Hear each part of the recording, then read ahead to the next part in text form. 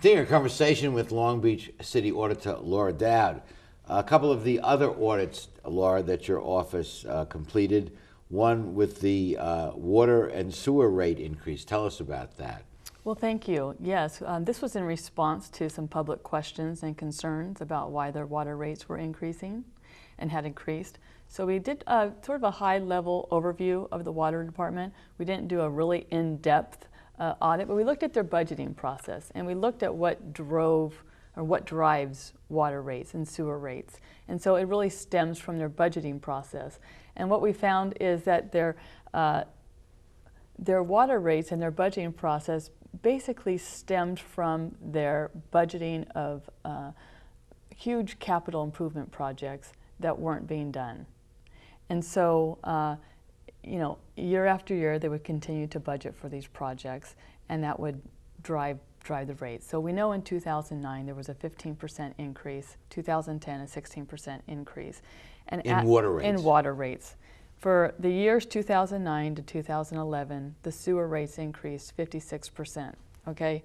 So while these water rates increased, because the projects were not getting done, their reserves continued to grow. So the department's policy is to maintain a $6 million reserve, but we found at the end of our audit period, 2011, the reserves were at $43 million on target for $48 million in fiscal year 12. So their response was, well, you know, there are a lot of problems with capital projects. There's engineering problems, design problems, unforeseen circumstances, permitting problems, right? I mean, that's right, we agree with that.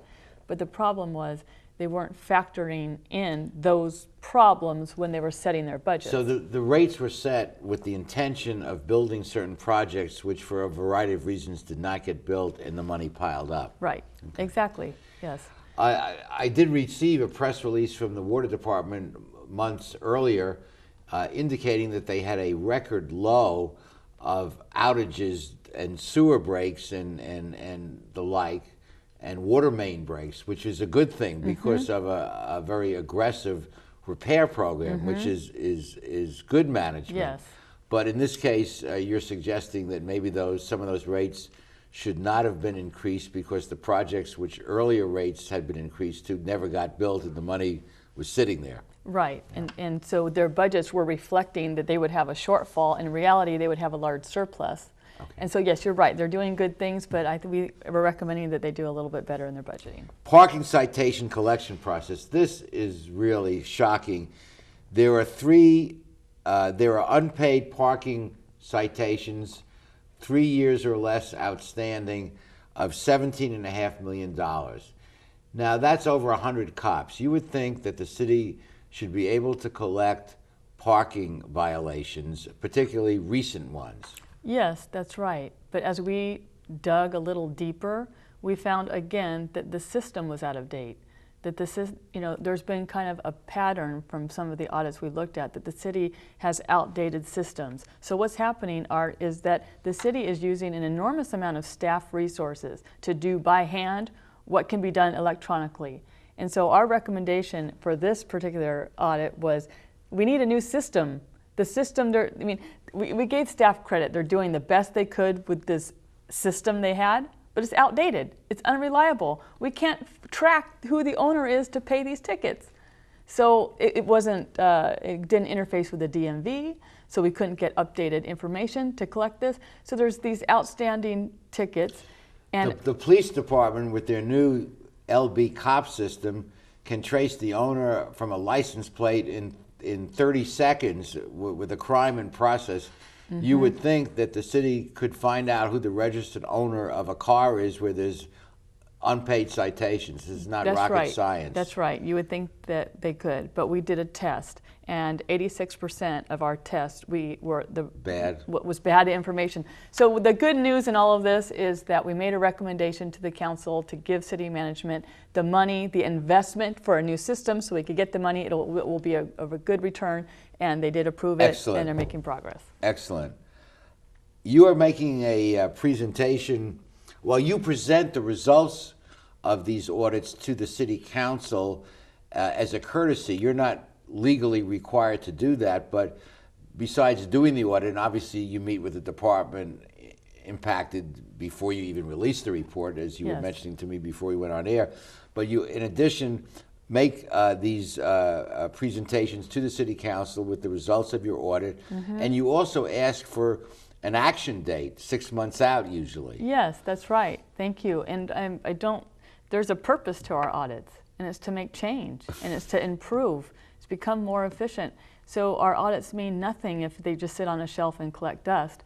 So our audits always have a spot at the end to come back to the city auditor and to the city council and to the public for that matter, and let us know the progress of what you've done to implement our recommendations. That's great. And in these tough budgetary times, what you're doing is it's important anytime. You don't want to waste money, but particularly where we're cutting police officers, we're cutting libraries, we're cutting parks. To leave money on the table is unacceptable. Yes, absolutely. So we need to be smart about the way we're operating, and we're doing it. Okay, in the next segment, we'll be talking about the new anti-fraud campaign. Stay with us. We'll be back after these messages.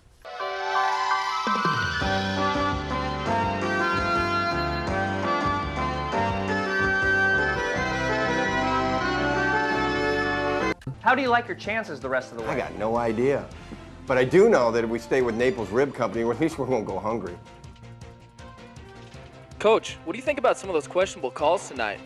Yeah, but if you want a sound call, I'd call Naples Rib Company. You can't miss on that call. Then Naples Rib Company is part of your game plan? There really is nothing more motivating than a great barbecue meal at Naples Rib Company. Victory or not, Naples Rib Company, great game plan.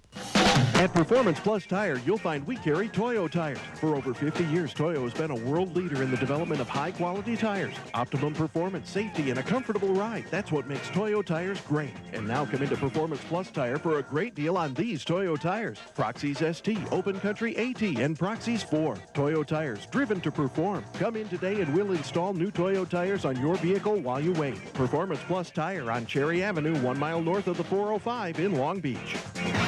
I want to improve my career opportunities. I want to earn a higher salary at my job. I'd like to finish what I started. The new Bachelor of Arts in Liberal Arts degree completion program at Cal State Long Beach will help you achieve your educational goals while keeping your life in balance. Contact our customer service center at 1-800-963-2250 for more information, or visit us on the web. Let CSULB help you finish what you started. As your business searches for smart ways to save, don't forget about the one that's right in front of you. Switch to the Charter Business Bundle and you can save big without sacrificing a thing. Get reliable business telephone and high-speed internet with local support and great features. Power your business with great savings starting today. It's easy to pay less and get more. Call now and make a switch to the Charter Business Bundle.